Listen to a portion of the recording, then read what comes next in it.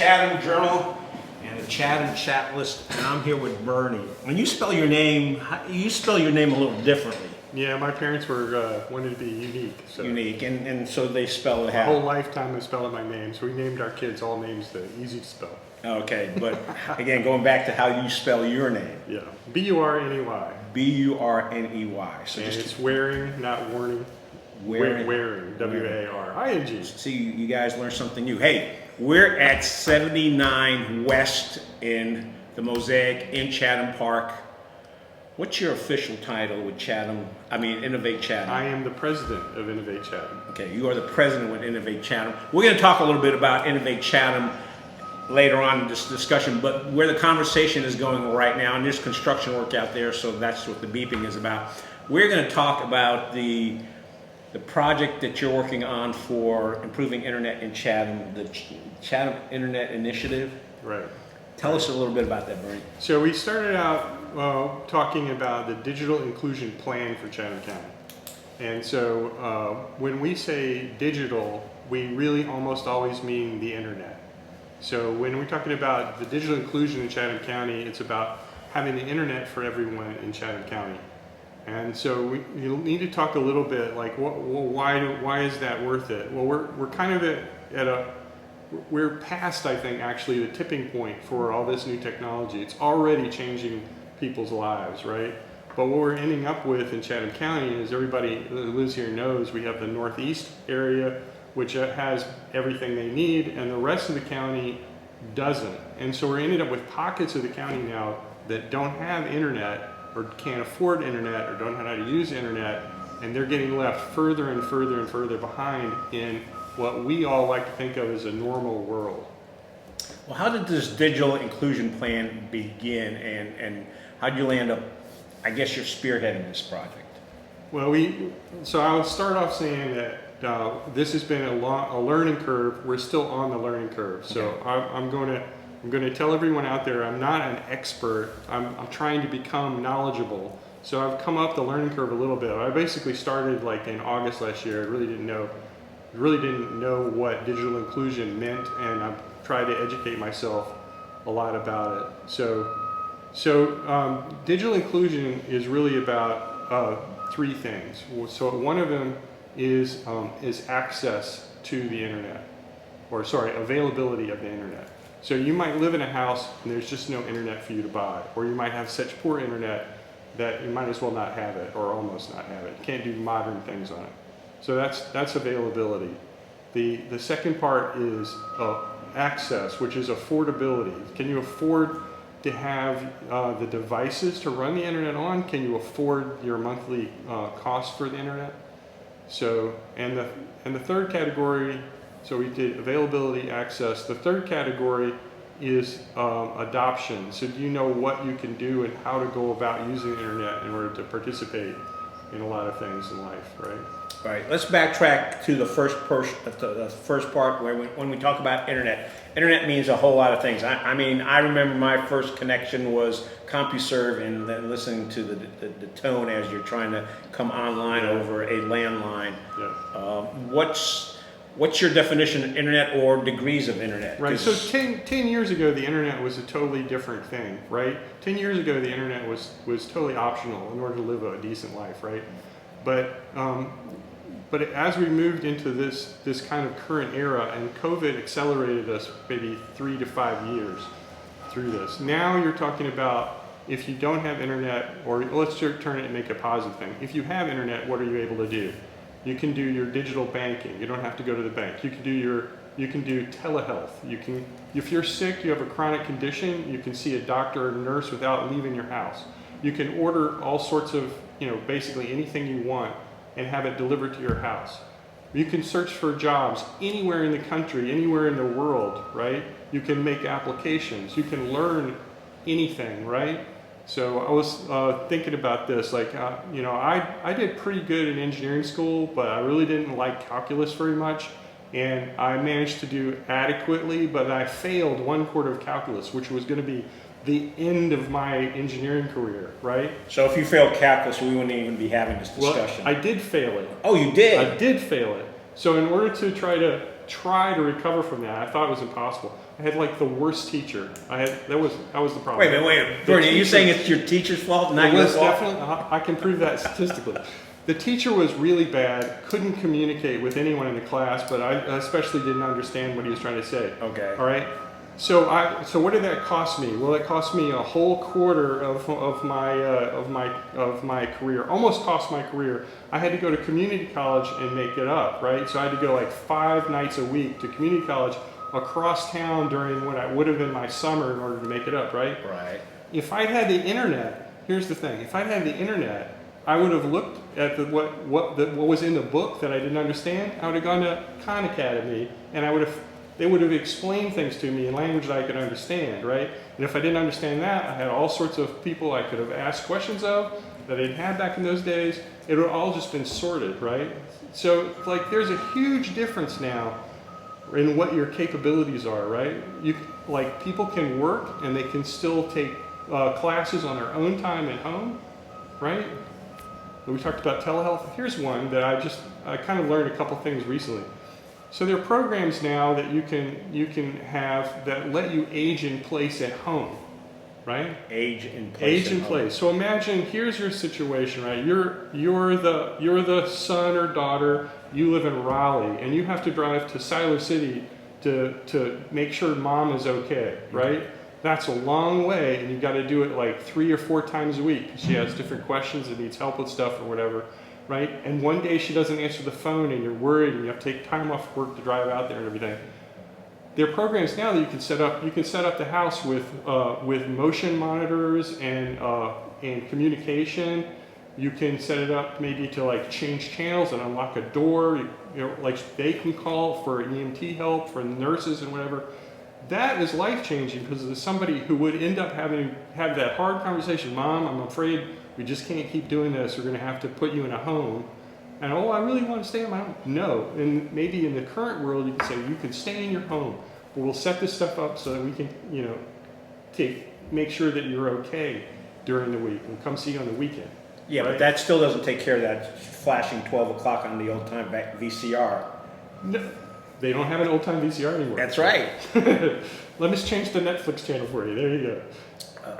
Well, yeah, that's a good thing. And I think the other lesson learned here is sometimes young people get, I guess, a little downtrodden when they run into failure. But you ran into a situation where you had a failure, but you worked around it. You look at the alternatives, and the thing is, it sounds like with the internet right now, you have more alternatives to be able to succeed.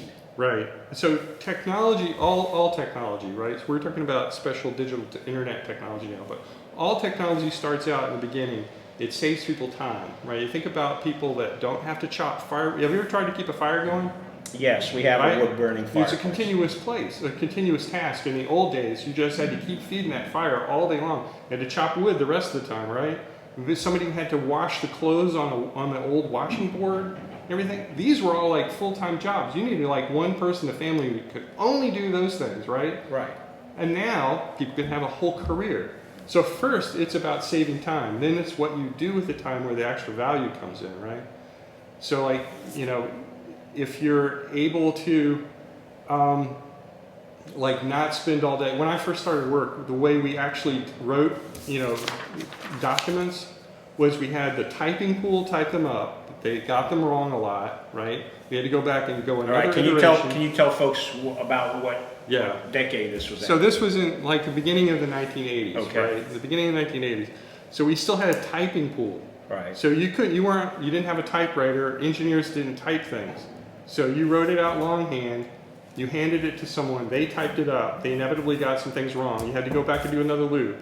And then that process was so painful for us that when we finally got a typed thing, the next thing we had to do, we would literally, my boss taught me how to do this, we would literally cut and paste the pieces of paper together. With that glue? We had a Xerox machine, and we would cut it into strips, and we had the whiteout and the tape and the whole thing. We would literally piece it all together, right? And so one day, word processor shows up, and they said, with typing pools all gone, you'll have to type it yourself. oh, a lot of people are like, oh no, what does that mean? Typing pool people, they didn't necessarily like that. Right. But then what it ended up meaning was that we could actually think for another maybe 2 hours a day that we were wasting doing this stuff. We'd actually do more work, better work, and think about it. And a lot of the typing pool people ended up getting like jobs as assistant engineers and stuff instead of typing all day long.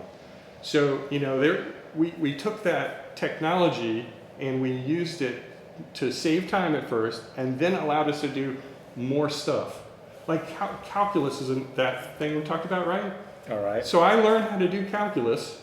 Then I learned that once a computer came along, I could integrate anything.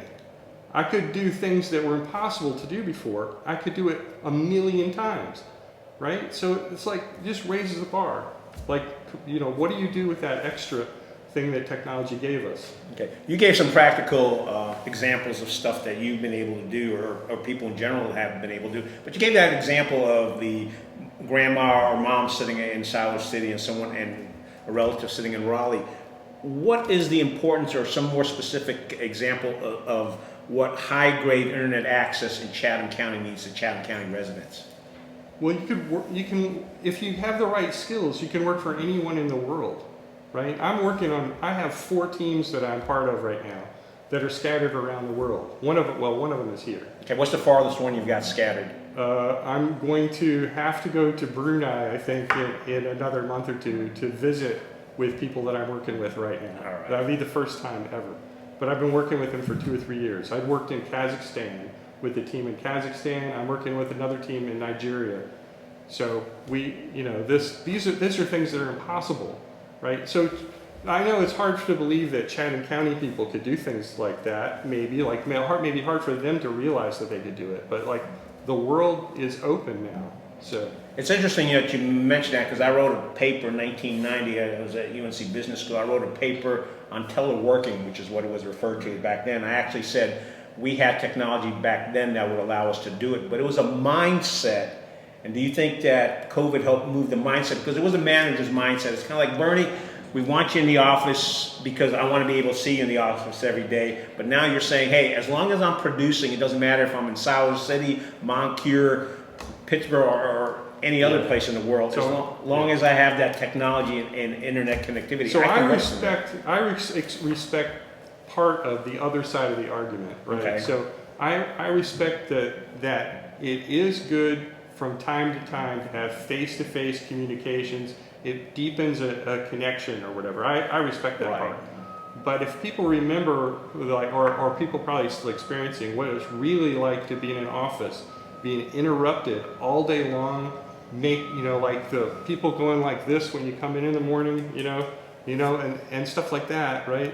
To be able to structure your day and do it when you can get your tasks done, and to be able to actually deep think during the day, to be able to say, well, I'm not taking any calls now, right? In the old days, I don't know if you remember, but in the old days, I had a giant office with a wooden desk. Okay. And I had a solid wood door I could close, and everybody knew when that door was closed, you weren't allowed to come in, right? My boss could go and go, hey, what are you doing in here, right? But generally I was allowed to work. But then later I got into a cubicle and stuff like that. And open space. And hey, how's it going? All day long, I couldn't get anything done. So my secret was, I told people I was going to a meeting, and I just went home and worked. So now I can do that same sort of thing for weeks at a time, and really control my own environment, my work schedule, and things like that. And I think that's what the technology is allowing people to do that, and they need to think about how to restructure their business to allow for those things. But also, if you're a boss, you can hire people from anywhere. You can hire people that have, like, say, sick parents that live in Kansas and can't leave there, but they're the best in the world. You can hire them. Right? I mean, that's like almost too good to pass up. Right.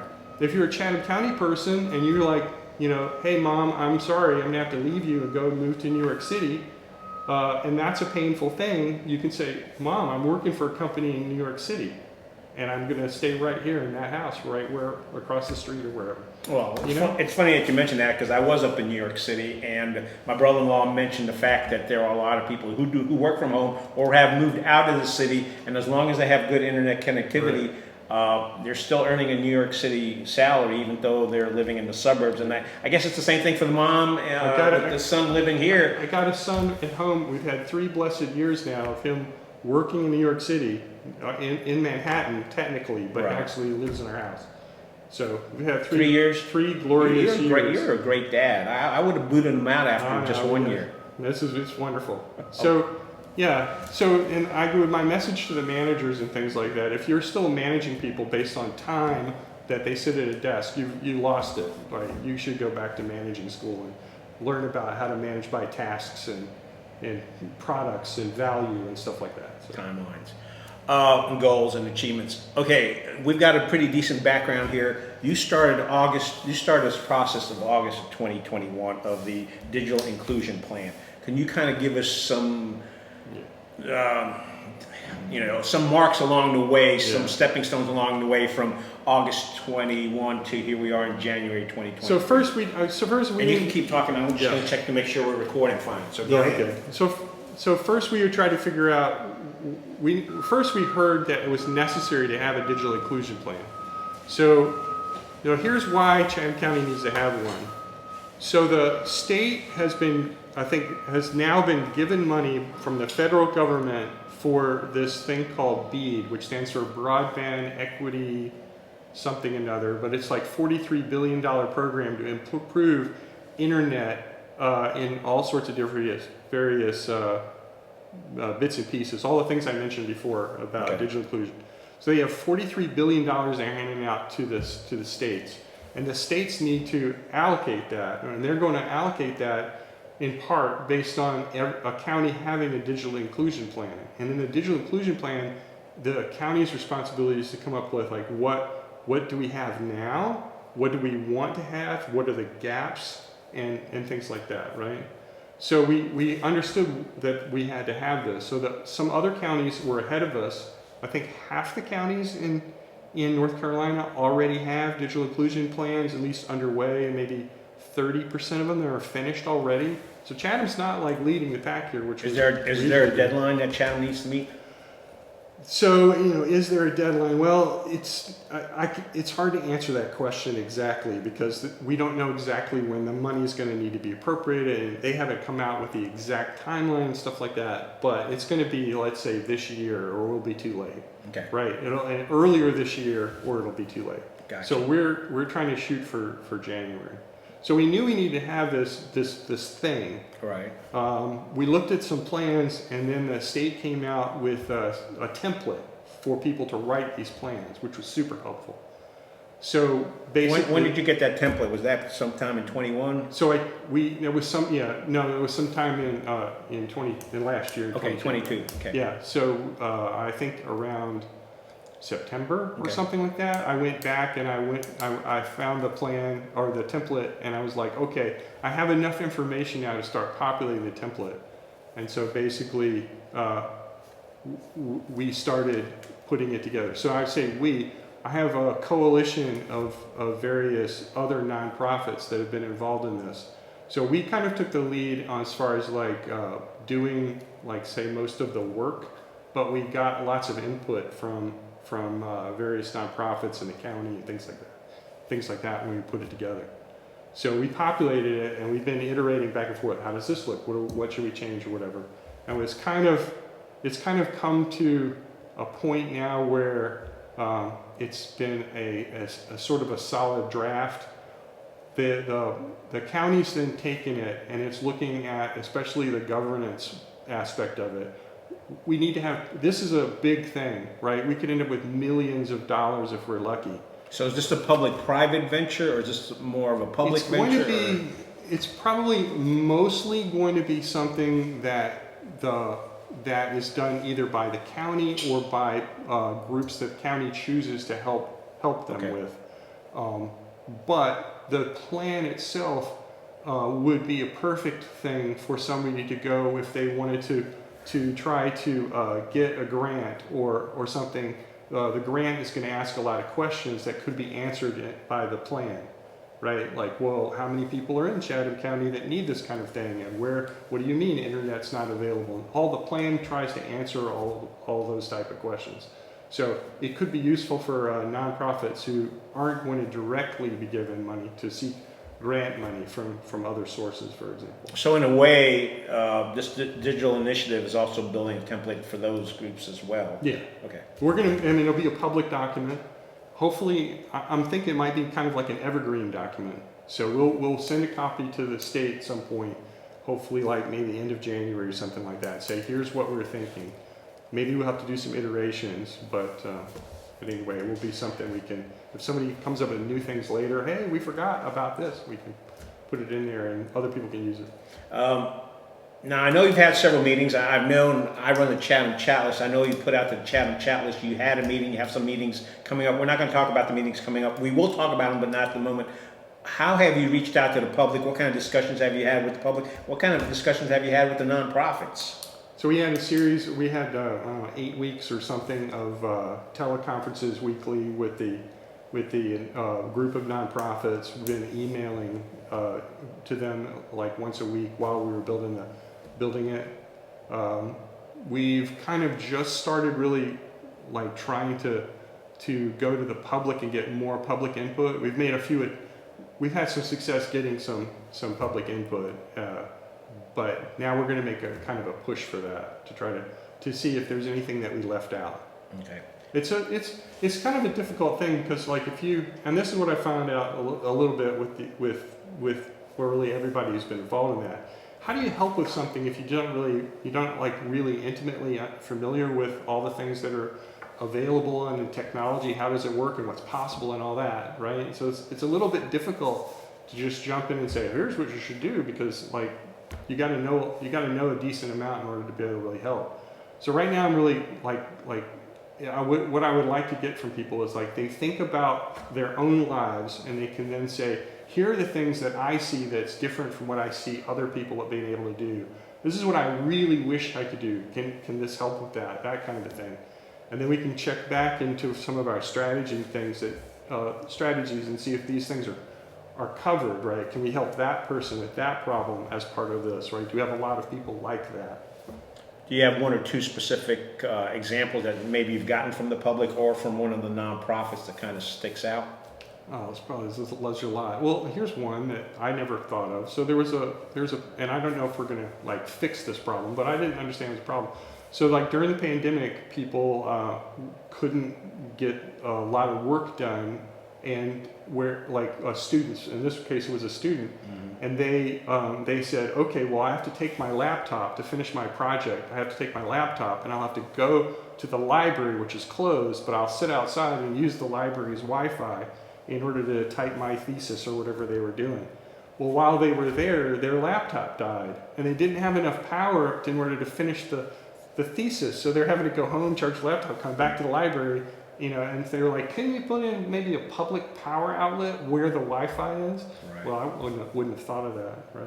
So that's just like one example, but there's a lot of, so to fill in the gap, because a lot of people don't have the internet, we got a lot of comments about, can't you please just have public access in these places? Like big gaps up, like north of Silk Hope or whatever, there's whole area where there's no internet. Like, it would be great if there was at least like one thing up there that the public could go park next to, or whatever. So that's a really low bar, but that means that we should be able to fix some things like that pretty cheaply. Is that something that maybe the public buildings? You mentioned the library. I worked on a situation with a beachfront town in New Jersey where they wanted to set it up so that their community could have it, and could also during the summertime, because they were on the beachfront, open it up to the general public. So is that some of the kind of stuff you're talking about, where you got a charging station, you've got internet access, and if we can't get you the internet to your specific home, at least you have a close area that you can work from. Yeah, that's the kind of thing. It would be great for, imagine we don't talk a lot about it in Chatham County. Imagine you're homeless and you live in Chatham County, but you still want to get a job, want to try to improve yourself. You want to try to like come back into society or whatever. Where do you go?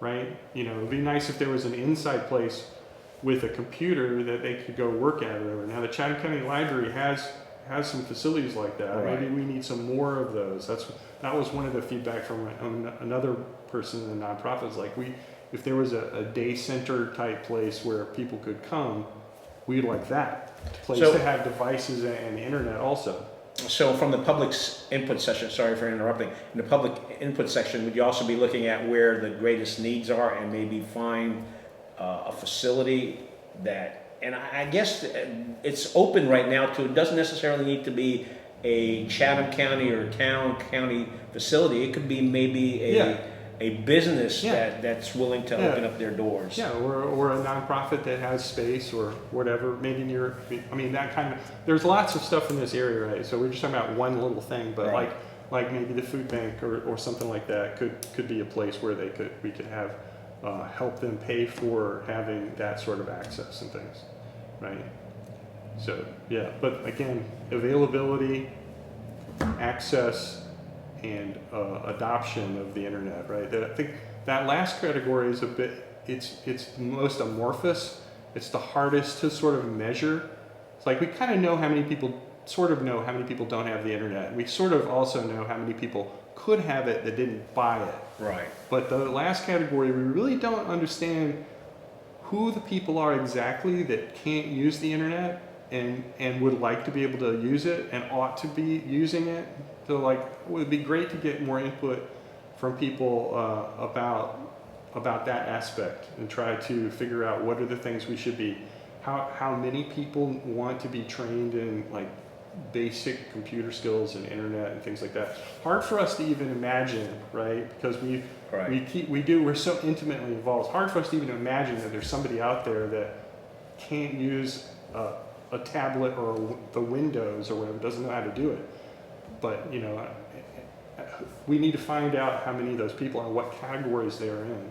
So one of the things you're concentrating is the infrastructure, how to get it to where we need to get it. But then you're saying that there's a whole nother component that maybe other groups have other areas looked at, the fact that we need to get folks trained or allow them to learn on how to be able to use the infrastructure and what to do with it. Yeah, so we talked before about like technology and time, right? So like if there, I'm sure right now there are people that don't know that if they have maybe a diabetes, they don't know that if they had the internet and knew how to use the telehealth app, they wouldn't have to go to the doctor every week or go see a nurse every week. They could just do it, you know, over the internet, right? And talk to somebody, and they could say, oh, how does your blood sugar going and everything?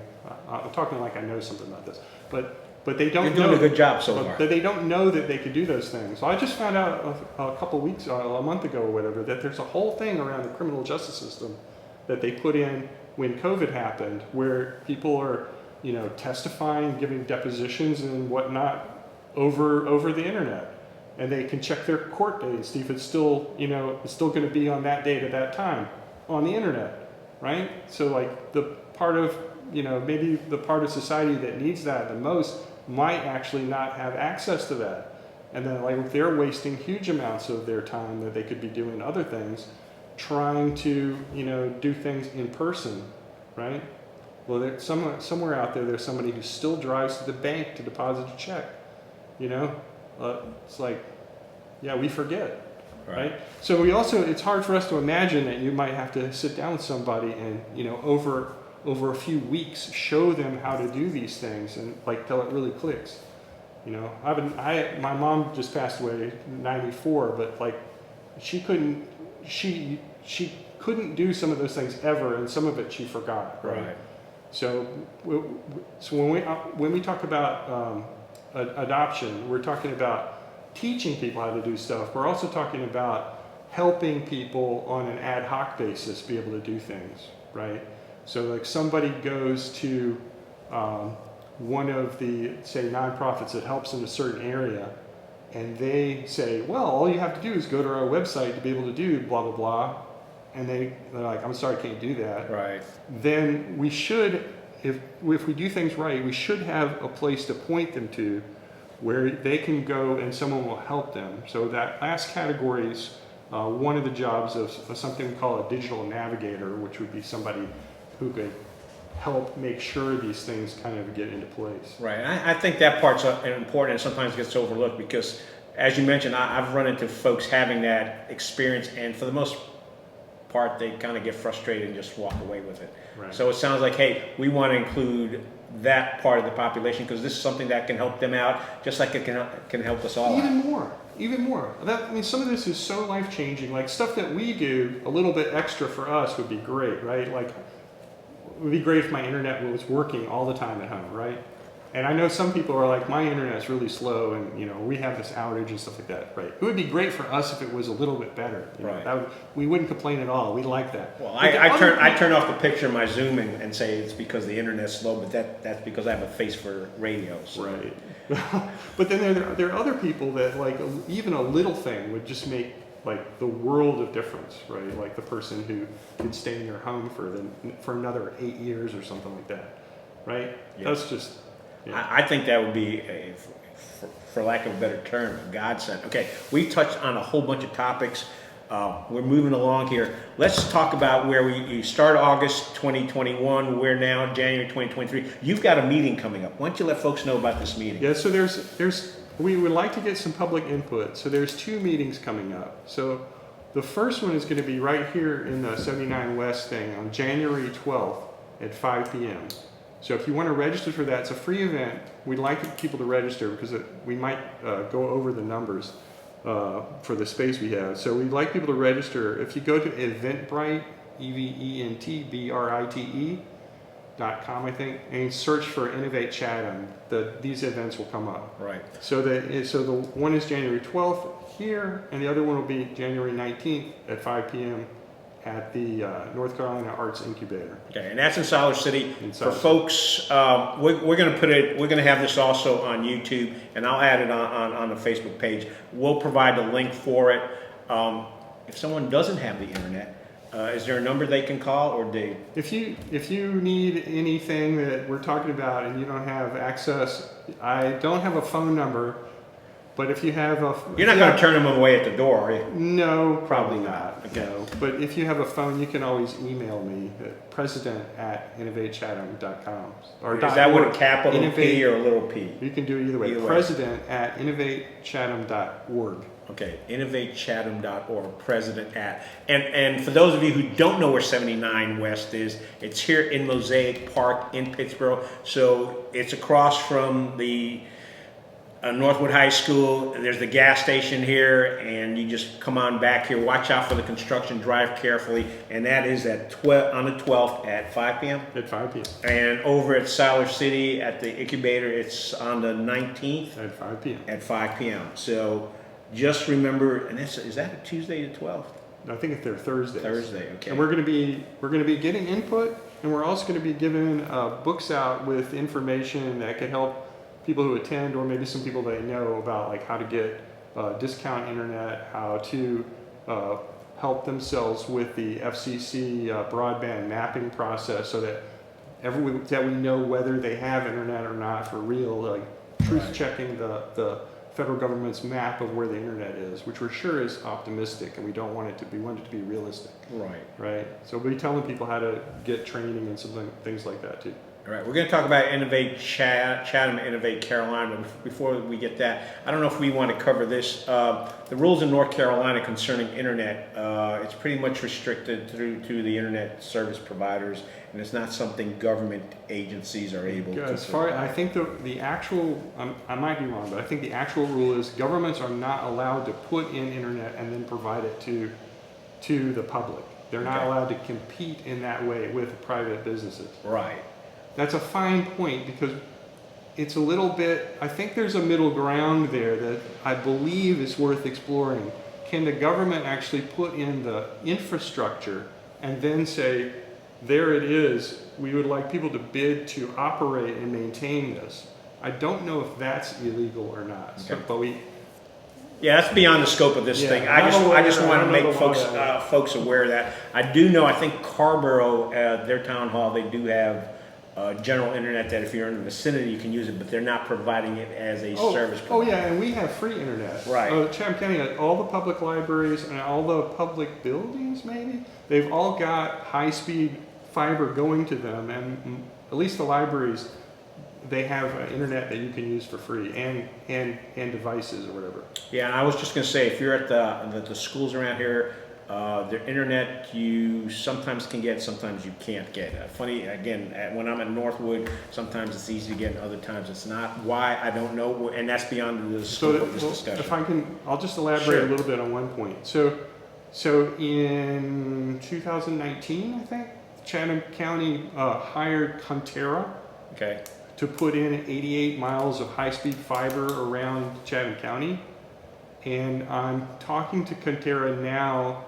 They are going to hook that network up to their main backbone in this year, and will be offering businesses internet. But I'm also asking them, or is there a way that we can try to get internet available to residents, because they're not Right. doing residents as customers, but can we do an intermediate company that would then be a business that they would get their internet from Conterra and then distribute it out to residents. So in some areas, so I think if you live nearish to a school or a public building and they're all on this network. So is Conterra's, that might is that be their another own, way. is that their own fiber ring, or are they? Yes. Okay.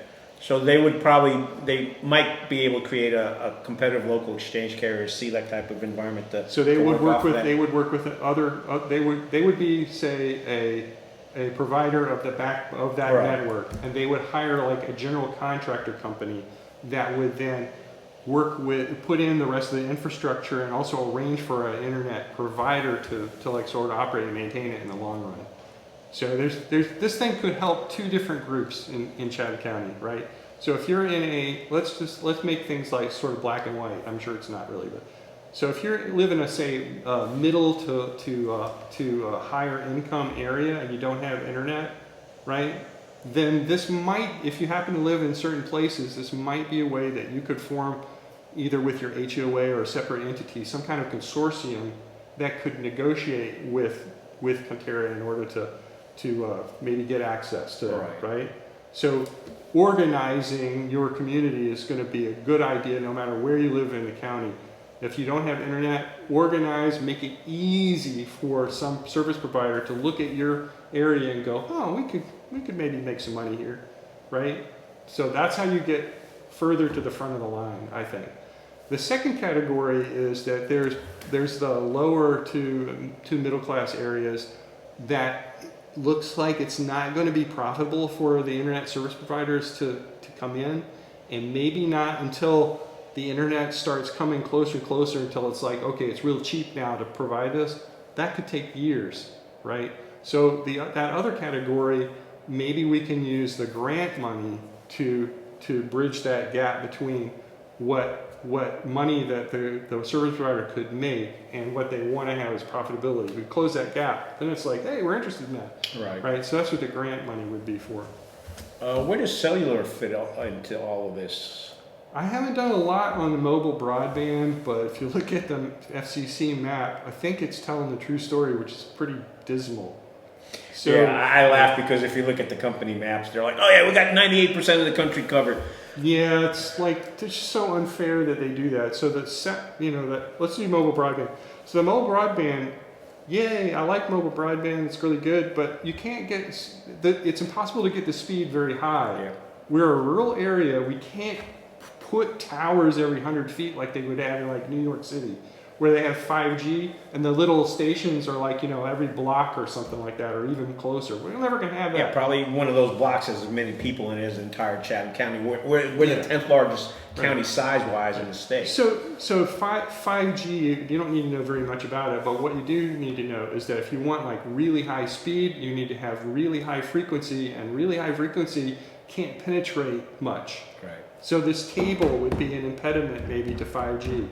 Trees. Chatham County has a lot of trees. That means we can't have high speed because you have to have radio waves go through trees. Right, and we know we're not going to get rid of trees in Chatham County. No. Don't get the great trees folks So get to this. yeah, so then you start with a lower speed. You start with looking at 4G, and 4G is just gonna be, you know, what it is, right? So even if you had everything you could have with like lots more cell towers and, you know, people working at it and all the best technology, it's never going to be great for doing things like, you know, making, like, who wants to use their phone to make a job application, right? Can you imagine attaching my resume? You know, like, you know, there's lots of stuff that. Hey, what are you doing with this? You're supposed to be doing it with your phones. Well, yeah. Yeah, so there's lots of stuff that's just that you need the real internet for, and you need like a real computing device to be able to do.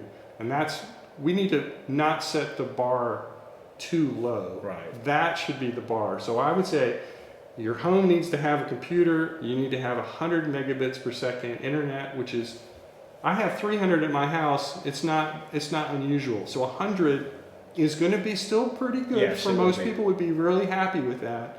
And that's good for now. I think the federal government, I think right now might be 25 is what they're saying they want, but I think any new installations, it's easy enough to go for 100. Right. But it needs to be wired. It needs to be available 100% of the time. You know, that's what we need to aim for. Yeah, wired is still. Satellites in Chatham County, you have to have a view of the southern sky, trees again. For Starlink, I just found out, I think you have to have a view of the northern sky, but it's the same sort of thing. So if you have like a giant open area, great. But if you're in an older house where the trees have all grown up and it's all beautiful and everything like that, you're probably not going to be able to use satellite. Yeah, Starlink does have an app out that you can map the sky and see around you. I know it's available in some parts of the county already, other parts aren't, and you also have that in between type of thing. I would definitely do it if I needed to try. I would definitely try. Right. So I'm not discouraging people trying, but Well, I tried the T-Mobile It's not the home perfect thing, and solution. it didn't quite work out for me because I'm in between two towers. But that's my own personal story. You might have noticed I occasionally look at my watch, and the reason I do that is because we want to keep this. Well, we wanted to keep this under 45 minutes, but we're